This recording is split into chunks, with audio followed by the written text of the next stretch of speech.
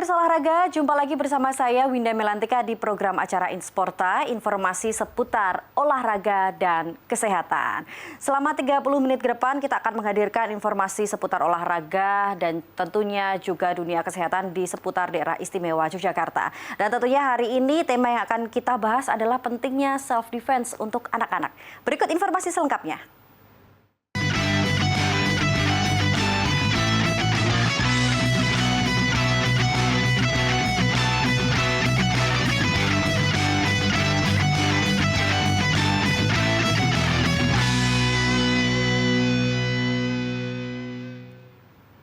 Ya, pemirsa olahraga, hari ini saya nggak sendiri. Di sini kita sudah ada Coach Hendro Saputro selaku founder TKSD Shinsei Daikan Martial Art Center. Ya, halo betul. Coach, gimana kabarnya? Baik, sehat. Dan di sebelahnya ada Dr. Cory Agustin selaku perwakilan orang tua dari siswa. Selamat bergabung bersama kami, Selamat Dokter. pagi, terima kasih Mbak. Gimana kabarnya?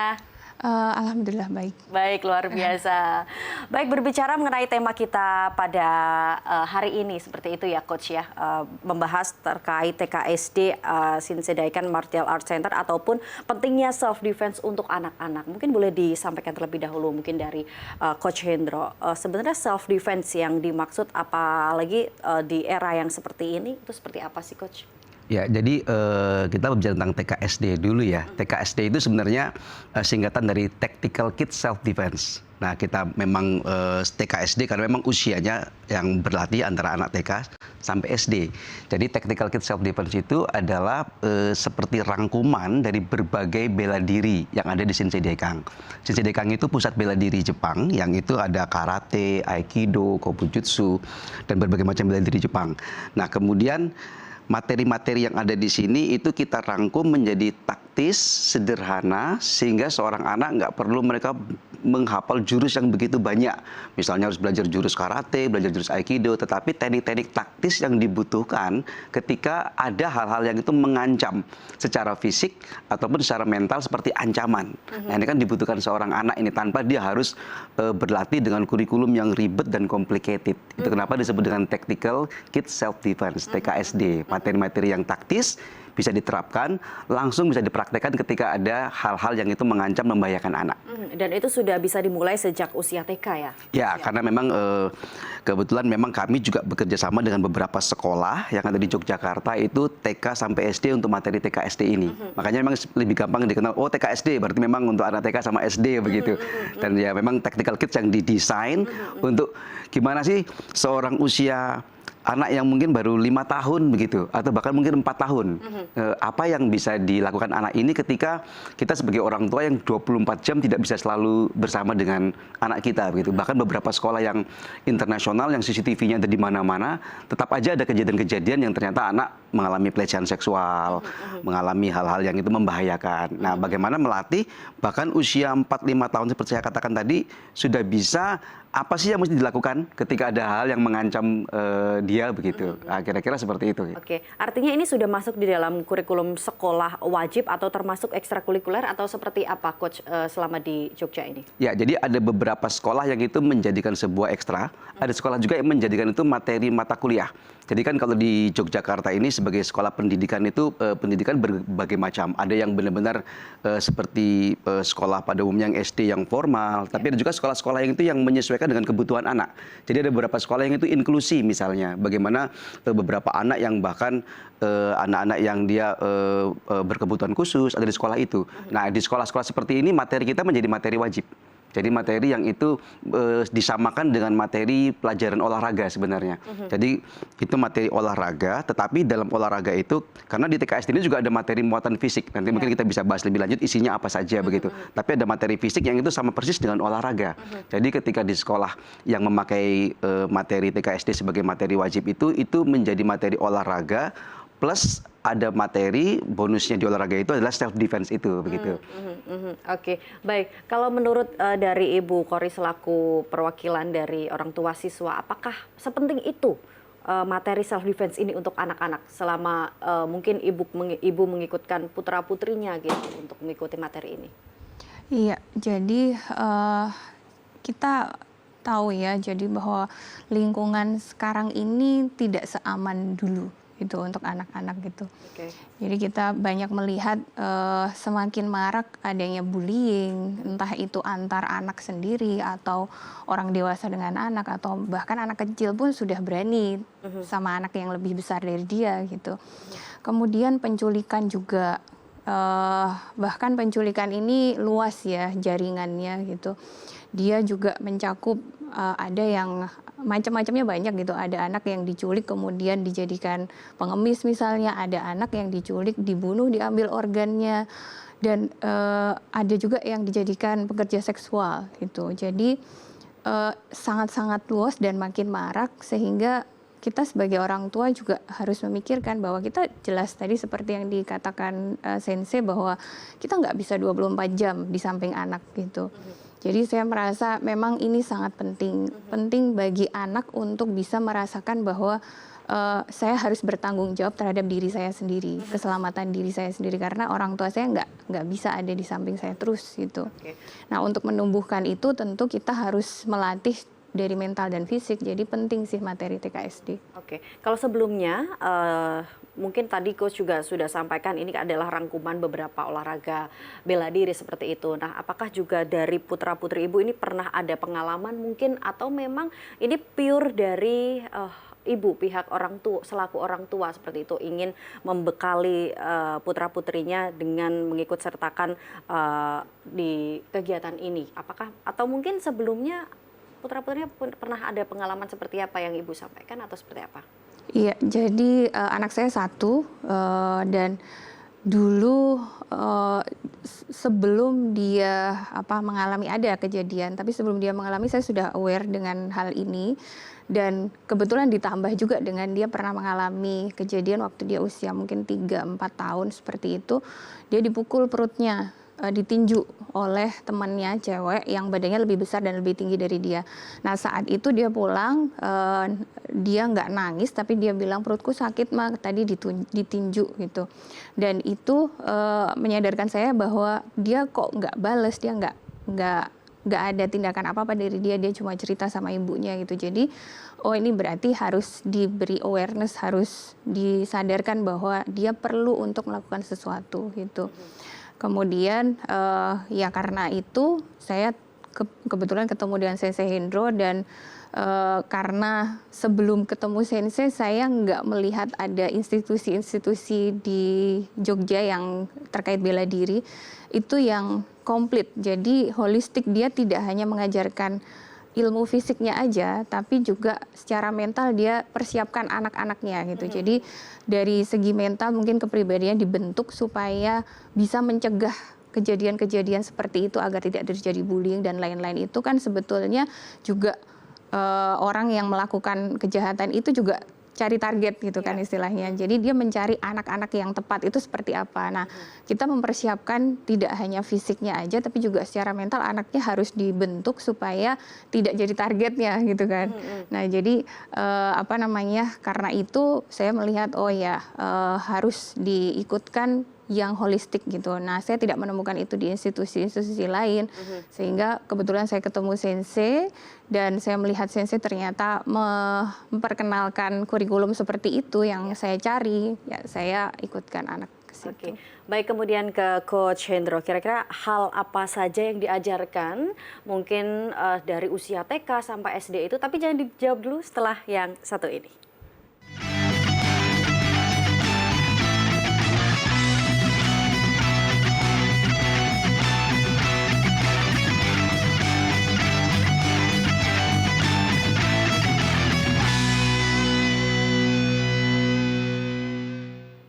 Ya, pemirsa olahraga masih bersama kami di Insporta, informasi seputar olahraga dan kesehatan. Kembali lagi bersama Coach Hendro dan juga Dr. Cory.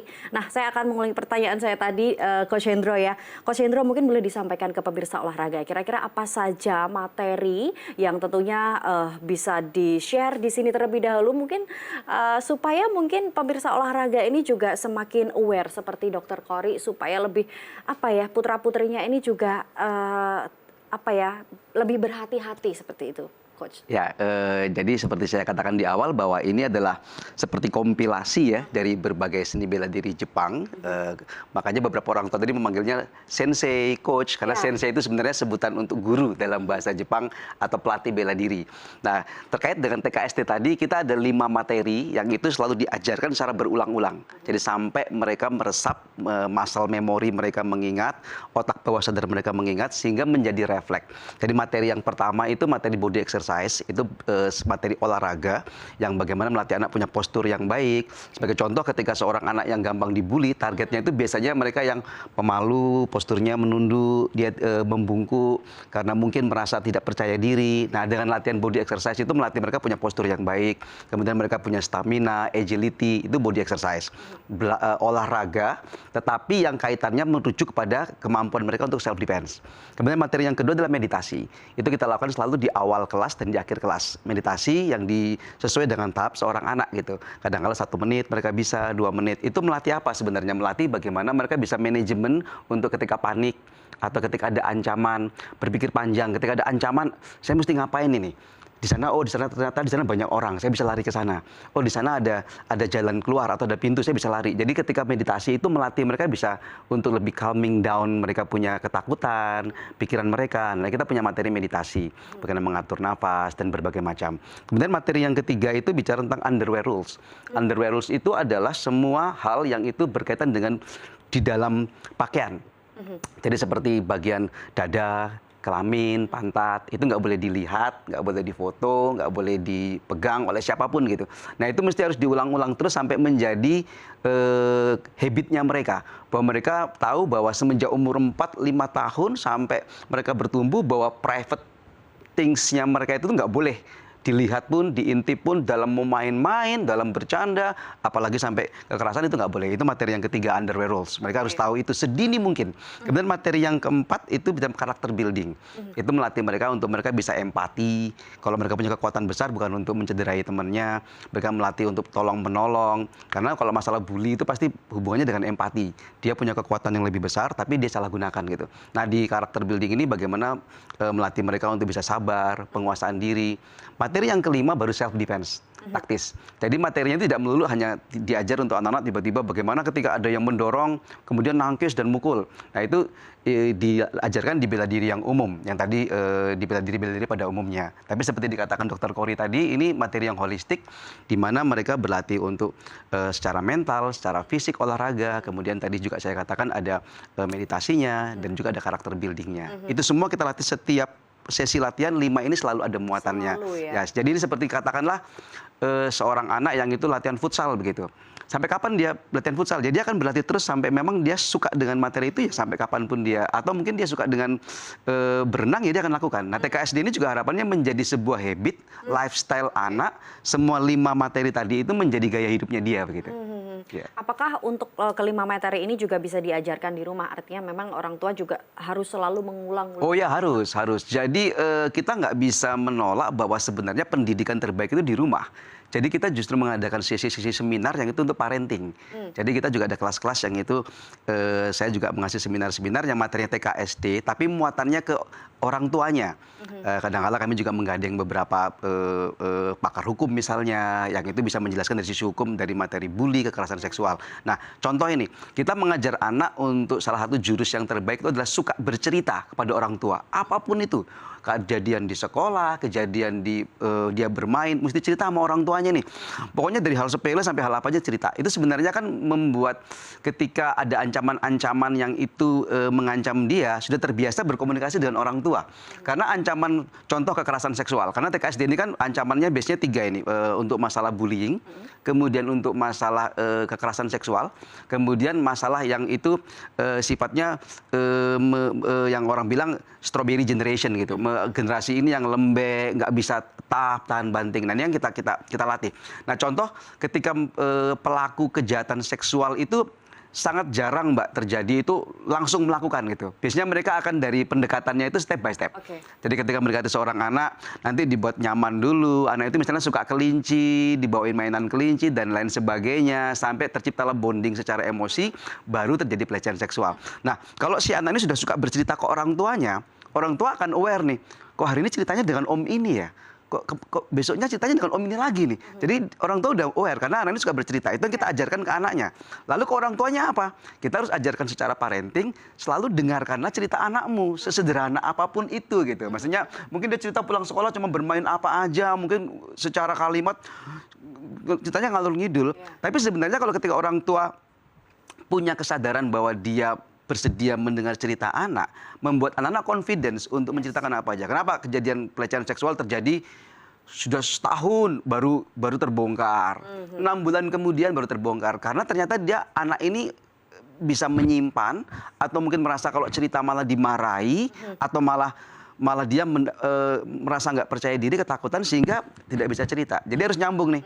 Peran orang tua tadi pertanyaannya, apakah dilatih di rumah? Oh harus. Jadi apa yang diajarkan harus supaya nyambung materinya gitu. Baik, Dokter Kori, mungkin ada atau tidak perbedaan ketika mungkin putranya tadi sebelum mengikuti dan juga setelah mengikuti beberapa materi yang sudah disampaikan oleh Coach Hendro ini, apakah ada perbedaan sikap ataupun perilaku atau seperti apa, Bu? Iya, jadi pengalaman yang pertama mungkin dulu waktu dia ditinju temannya itu, dan kebetulan setelah ikut self defense, dia pernah mengalami suatu kejadian bullying seksual ya. Jadi dia datang ke warung di dekat rumah orang tua saya.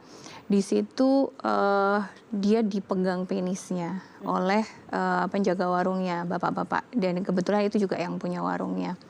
Dan dia cerita, karena saya nggak pendampingi dia sama temannya, dia cerita dia lalu bisa aware bahwa oh ini nggak boleh gitu, ini nggak boleh dilakukan, harusnya nggak boleh ada orang yang pegang penisku gitu.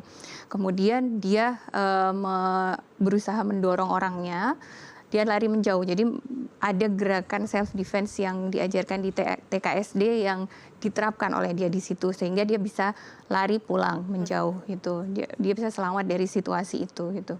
Jadi dan setelah itu juga ada beberapa kejadian bullying dengan teman-teman sebaya yang dia bisa menghadapi dengan baik gitu ya. Jadi bahkan mencegah. Jadi beberapa temannya tahu kalau oh Gunung tuh latihan karate gitu. Jadi karena sudah ada beberapa kejadian yang oh ternyata dia bisa melindungi diri, temannya jadi nggak mau cari masalah dengan dia gitu istilahnya. Jadi saya melihat dia lebih percaya diri dan artinya sudah ada perkembangan ya, setelah ada perkembangan itu kemudian mengikuti beberapa materi yang diajarkan oleh Coach Hendro, ini sudah jauh lebih baik dan lebih aware kepada diri sendiri seperti betul. itu. Baik, Coach Hendro, mungkin boleh disampaikan untuk beberapa materi 5 ya tadi ya, Coach ya, yang sudah disampaikan seperti itu. Apakah ini sudah tersertifikasi atau memiliki hak cipta, Coach Hendro? Ya, jadi baik, Coach Hendro, mungkin akan kita jawab setelah yang satu ini.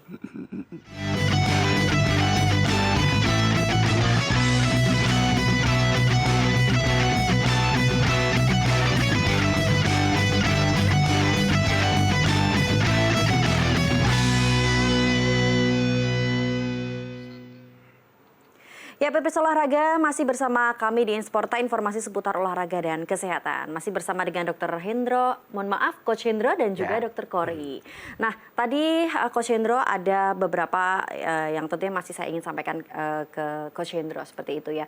Mungkin tadi materinya bagus sekali yang sudah disampaikan oleh Coach Hendro seperti itu. Namun apakah untuk materi-materi ini sudah tersertifikasi atau memiliki hak cipta, Coach? Ya, jadi secara materi saya sabuk hitam di 4 bela diri yang itu certified dari Jepang langsung, karena Shinsei Dekang ini memang dia tergabung dari, kalau di Jepang namanya Nihon Budo Bunka Gakkai. Itu artinya adalah komunitas atau organisasi yang memang melestarikan bela diri dan budaya Jepang. Dan Shinsei Dekang di bawah itu. Jadi saya bela dirinya, saya ada 4 bela diri Jepang semua, dan itu memang Japanese certified semua.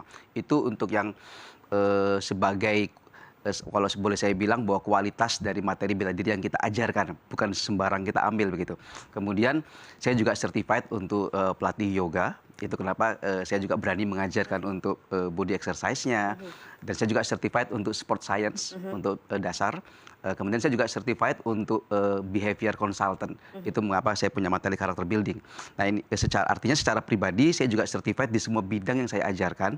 Ketika menjadi materi TKSD, ini materi ini sudah menjadi hak cipta dari Sinsi Dekang. Jadi kami sudah daftarkan. Jadi materi ini sudah memiliki sertifikasi hak cipta, sehingga kenapa beberapa sekolah juga berani memakai program kami, begitu Mbak. Jadi kalau boleh saya simpulkan, baik secara materi per materinya tadi, meditasinya, karakter buildingnya itu dibuat dari saya yang memiliki sertifikasi dari Jepang maupun sport science dan yoga tadi. Kemudian ketika menjadi satu materi kurikulum yang dipakai di sekolah maupun di tempat latihan kami, itu juga sudah kami hak ciptakan. Begitu. Oke, baik, mungkin boleh disampaikan juga apakah ada perbedaan materi ataupun cara pembelajaran ketika mungkin tadi ada beberapa anak yang TK dan juga SD, artinya itu kan mungkin ada keseruan ataupun mungkin perbedaan cara penyampaian materi kepada anak-anak. Ya, jadi seringkali paradigmanya orang tua begitu atau bahkan anak-anak mereka tidak mau berlatih bela diri karena mereka sudah punya cara pandang bahwa bela diri itu latihannya keras, kemudian dibentak-bentak, dimarahi, apalagi pelatihnya galak begitu. Jadi memang bahwa metode yang diadakan TKSD berbeda karena memang ini anak harus fun gitu. Jadi boleh dibilang begini, bahwa tidak semua anak itu suka berlatih bela diri. Tidak semua anak mau berlatih karate, tidak semua anak mau berlatih taekwondo. Tapi menurut saya semua anak di Indonesia maupun di Jogja itu perlu memiliki kemampuan atau keterampilan memproteksi diri atau membela diri, karena seperti ada Dokter Kori katakan ancaman di mana-mana begitu. Ya. Jadi, nah tapi kan kalau anak itu memang nggak mau berlatih karate atau nggak mau berlatih bela diri tertentu, solusinya apa begitu? Nah makanya TKSD ini metodenya harus fun, harus pelatihannya dengan game. Bahkan mereka sendiri kadang-kadang tidak tahu bahwa mereka sedang latihan bela diri begitu. Karena misalnya, oh ini pelangi misalnya, ternyata sebenarnya latihan menangkis. Tapi kita menyebutnya jurus pelangi.